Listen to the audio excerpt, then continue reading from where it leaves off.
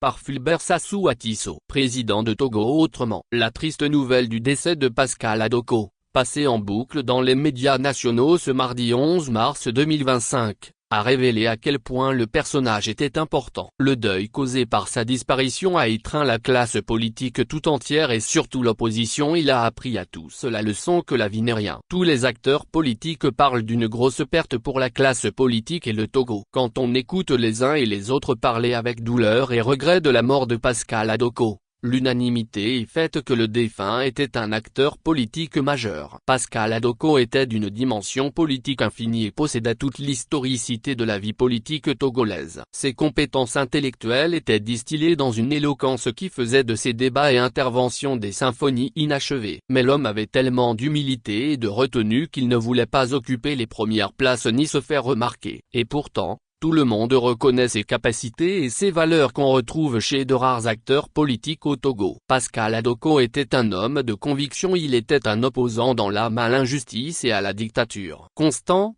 pondéré et intègre, il n'a jamais changé de langage ni de position politique. Secrétaire général adjoint de la CEPA, conseiller municipal de la commune de Zioin et vice-président du CPC, cadre permanent de concertation, Pascal Adoko a combattu le bon combat dans le respect de ses collègues et de ses adversaires politiques. Cette personnalité aurait vécu plus longtemps pour apporter davantage à la classe politique et surtout pour former les générations futures. Comme on le dit, les grands hommes ne meurent pas, ils fécondent l'avenir. Que l'exemple de cet acteur politique majeur qui, malgré ses capacités, exprime l'humilité, le respect de l'autre et la retenue, soit suivi par d'autres acteurs pour que la paix règne au Togo.